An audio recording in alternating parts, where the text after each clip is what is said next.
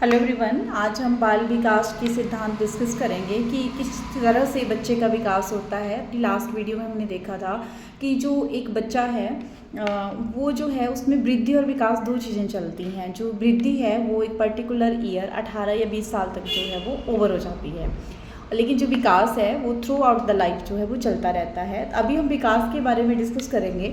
तो जो विकास है बेसिकली उसमें कौन कौन से सिद्धांत हैं जो फॉलो होते हैं। एक होता है निरंतरता का सिद्धांत। निरंतरता के सिद्धांत की अगर हम बात करें तो इसमें क्या होता है कि बच्चा जो है वो जन्म से मतलब जैसे वो गर्भ में होता है तब से लेके जो है वो मृत्यु पर्यंत तक को उसका जो है कुछ ना कुछ जो है वो सीखता रहता है, डेवलपमेंट उसकी होती रहती है। तो इसको हम बोलते हैं प्रिंसिपल ऑफ कॉन्टिन्यूटी। दूसरा आता है विकास की दिशा का सिद्धांत। तो जो बच्चे का विकास है उसकी दिशा होती है मस्तिष्क अधोमुखी। मतलब जैसे बच्चा पेट में होता है तो उसका जो हम बोल सकते हैं जो सिर का आकार होता है वो बहुत बड़ा होता है, फिर धीरे धीरे उससे उसका जो बाकी बॉडी होती है वो ग्रो करना शुरू होती है। जैसे बच्चा पैदा हो जाता है आफ्टर बर्थ भी जो है उसका जो मस्तिष्क है, शरीर सिर का जो हिस्सा होता है वो कंपैरेटिवली उतना ग्रो नहीं होता जितना कि होल बॉडी उसकी ग्रो करती है। उसके बाद जो है इसमें एक क्वेश्चन ये है कि बच्चा कितनी एज तक जो है वो अपनी आंखों पर कंट्रोल कर लेता है। तो बच्चे की जन्म के बाद 3 महीने तक जो है उसकी आंखें जो है स्थिर हो जाती हैं, मतलब नज़र टिकाना सीख जाता है। 6 महीने तक जो है वो हाथों में मतलब इस तरह से मूवमेंट करेगा, हाथों की मूवमेंट करेगा। फिर उसके बाद हाथों के बाद वो फिंगर की मूवमेंट, जैसे उसने जो है वो ग्रिप बनाना है किसी चीज़ को पकड़ने के लिए इस तरह से, और बाद में जो है वो दोनों हाथों से किसी चीज़ को पकड़ने के लिए प्रैक्टिस करता है। तो पहले हाथों की मूवमेंट, फिर फिंगर्स की मूवमेंट, फिर वो जो है वो अपने मतलब दोनों हाथों से ग्रिप बना के किसी चीज़ को पकड़ता है। उसके बाद बात आती है कि 1 वर्ष तक जो है बच्चा अपने पैरों के भार पे खड़ा होना शुरू कर देता है। और दूसरा आता है वंश अनुक्रम एवं वातावरण की अंतःक्रियाओं का सिद्धांत। तो देखिए एक बच्चे पे जो है उसके वंश का भी इम्पैक्ट रहता है। जैसे उसकी आइज़ का कलर हो गया, हेयर का कलर हो गया, ये उसके वंश से प्रभावित फैक्टर होते हैं। साथ ही साथ वो कैसे एनवायरनमेंट में रह रहा है, उस एनवायरनमेंट के कल्चर का उसकी पर्सनैलिटी, उसकी डेवलपमेंट पर बहुत इम्पैक्ट पड़ता है। और उसके बाद है सामान्य से विशेष क्रियाओं की तरफ विकास चलता है। तो पहले विकास में जो है इजी टू टफ जो है वो का रूल चलता है।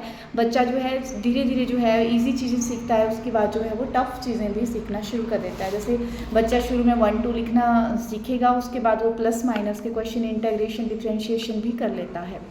उसके बाद जो है principle of uniformity in sequence of development. देखिए जो डेवलपमेंट है हाँ वो डिपेंड करती है कल्चर पे, एनवायरनमेंट पे, लेकिन उसका जो सीक्वेंस होता है वो बराबर रहता है। किसी भी देश की बात कर लें, हमारे इंडिया की, अमेरिका, चाइना, कहीं की भी बात कर लो, बच्चा जो है जन्म के बाद जो है वो बाल्यावस्था में जाएगा, उसके बाद जो किशोर अवस्था में जाएगा, फिर प्रौढ़ अवस्था में आएगा, फिर वृद्ध अवस्था में जाएगा। तो ये पैटर्न सेम रहता है। प्रिंसिपल ऑफ इंटीग्रेशन या फिर एकीकरण, इसमें क्या है कि हमारा जो बच्चा है उसकी जो डेवलपमेंट होती है तो वो बेसिकली जो है वो एक फैक्टर पे डिपेंड नहीं करती। जितने भी फैक्टर्स हैं लाइक उसका सोशल एनवायरनमेंट कैसा है, उसकी खान पान कैसा है, कैसे वातावरण में वो रह रहा है, वो सारी चीज़ें जो है इकट्ठा होकर उसकी पर्सनैलिटी को प्रभावित करती हैं। उसके बाद आता है परस्पर संबंध का सिद्धांत। तो इसमें ये बात आती है कि एक बच्चे का अपनी सोसाइटी में, अपनी फैमिली में रिलेशन कैसा है बच्चे का, वो चीज़ें उसकी जो है मेंटल डेवलपमेंट को बहुत ज़्यादा अफेक्ट करती हैं। उसके बाद आता है प्रिंसिपल ऑफ यूनिफॉर्म पैटर्न। तो वो चीज़ हमने डिस्कस कर ली, चाहे ह्यूमन है चाहे एनिमल है, सबका जो है एक पर्टिकुलर जो है एक पैटर्न को फॉलो करते हैं। जैसे उसका मानसिक, शारीरिक, संवेदनात्मक विकास जो है वो समान रूप से होता है। इरिक्सन ने मनोविज्ञान के सिद्धांत दिए हैं। उन्होंने 8 अवस्थाओं में जो है ह्यूमंस को बांटा है। तो पहली आती है विश्वास वर्सेस अविश्वास, ट्रस्ट वर्सेस मिसट्रस्ट की अवस्था। इसमें क्या होता है कि आप देखो कि बच्चा जो है जब पैदा होता है तो अपनी मदर के सबसे क्लोज रहता है। तो मदर की बहुत बड़ी भूमिका रहती है कि बच्चे को वो विश्वास दिलाएं that you are in safe zone, मतलब बच्चा उस संसार को जो है इस संसार के ऊपर विश्वास कर सकता है या नहीं। तो एक मदर डेफिनेटली उसको जो है एश्योरेंस देती है कि आप सुरक्षित हो।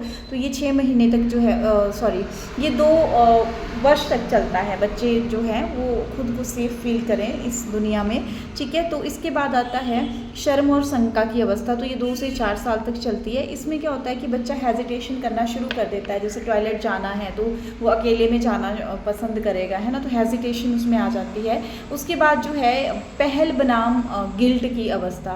तो इसमें क्या होता है, ये 4 से 6 साल तक चलती है। इसमें बच्चे को जो है जैसे ज़्यादा रोक टोक हो तो वो किसी भी काम के लिए खुद से इनिशिएटिव नहीं लेता है, और गिल्ट, अगर उसको बच्चे को जो है छोटी छोटी बात पे ज़्यादा डांटा जाता है तो वो गिल्ट भी फील करना शुरू कर देता है। उसके बाद परिश्रम विराम हीन भावना। 6 से 12 वर्ष की आयु में क्या होता है कि बच्चे में जो है एक वो खुद को दिखाना चाहता है कि मैं सेल्फ डिपेंडेंट बनूं, इस तरह की भावना उसमें आना शुरू कर जाती है। तो अगर जो है हम उस जो पेरेंट्स हैं, जो सोसाइटी है, उसको ये बोलना शुरू कर देती है that you are totally depend upon we people, तो वो चीज़ें उसको डेफिनेटली इम्पैक्ट करती है। और यहाँ पे जो है बच्चा जो है वो परिश्रम करना सीखता है, और ताकि वो खुद जो है वो खुद को इंडिपेंडेंट बना सके, ठीक है। तो अगर ऐसा नहीं होता, उसको जो है यहाँ पे जो है एक मनोबल नहीं दिया जाता है तो उसके अंदर हीन भावना आना शुरू हो जाती है। पहचान बनाम भ्रांति। तो ये जो है 13 से 19 साल तक की एज होती है। इसमें बच्चा जो है मैं क्या हूँ, है ना, मैं क्या बन सकता हूँ, मुझे क्या करना है, ये चीज़ें उसके अंदर आना शुरू हो जाती हैं।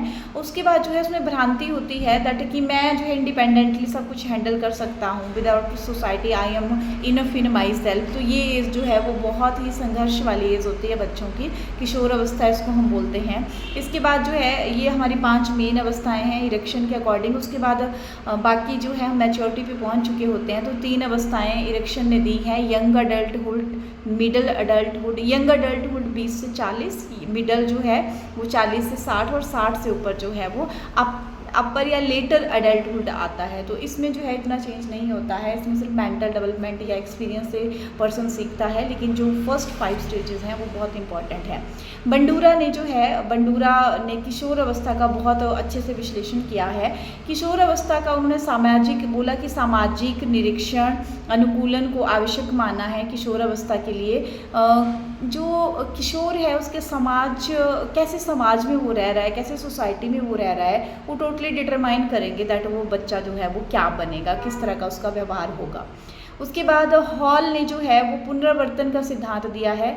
देखो, बंडूरा ने सामाजिक शिक्षण पर बल दिया है, और जो हॉल है उन्होंने पुनरावृत्ति, रिपीटिशन, है ना, रिकैपिटुलेशन पे जो है उन्होंने बल दिया है, पुनरावर्तन। इसमें उन्होंने बोला है कि बच्चा जो है किशोर अवस्था में वो पुनरावृत्तियों से सीखता है that what I am doing, what his parents are doing, what society is doing, है ना, उन सब चीज़ों को वो देख के जो है वो सीखता है, तो डेफिनेटली उसके व्यवहार को इम्पेक्ट करती हैं। उसके बाद सिगमंड फ्रायड को जो है मनोविश्लेषण का या मनोविज्ञान का जो है मनोविश्लेषण हम बोल सकते हैं उसका जनक भी माना जाता है। तो उन्होंने जो है बेसिकली जो हमारी साइकोसेक्सुअल अवस्थाएं हैं, 5 अवस्थाएं बताई हैं, उसमें इन्होंने एक मौखिक अवस्था है, एक एनाल स्टेज है, तीसरी जो है वो हमारी प्रधान अवस्था आती है, एक जो है लिटेंसी स्टेज है, और एक जेनिटल स्टेज है जिसको हम जनेंद्रिय अवस्था कहते हैं। किशोर अवस्था जो है का संबंध मुख्य रूप से जो 4th वन है हमारी जेनिटल स्टेज उससे रहता है। तो इन्होंने जो है इस तरह से जो है वो एक फ्रायड ने हम बोल सकते हैं कि मनोलैंगिक विश्लेषण किया है कि किस तरह से जो है वो पर्सन का व्यवहार रहता है on the basis of psychosexual behaviour. तो ये जो है बेसिकली विकास की अवस्थाएं थी। तो मेन बंडूरा, हॉल हो गए और फ्रायड हो गए, इन्होंने जो है इसका विश्लेषण किया है। इरेक्शन का आ जाता है, कितनी स्टेजेस दी हैं, उनकी 3rd स्टेज कौन सी हैं, ये क्वेश्चन बहुत बार पूछ लिए जाते हैं। बंडूरा ने जो है कौन से मनोविश्लेषण पर बल दिया, सामाजिक, पारिवारिक, है ना, इस तरह से तो उन्होंने सामाजिक पर दिया था। अच्छा, सिगमंड फ्रायड मनोविश्लेषण के जनक किसे माना जाता है, सिगमंड फ्रायड, उन्होंने किस पे बल दिया था, तो उन्होंने जो है मनोलैंगिक व्यवहार ऑफ द चिल्ड्रन पर जो है उन्होंने बल दिया था। सो ठीक है, थैंक यू ऑल।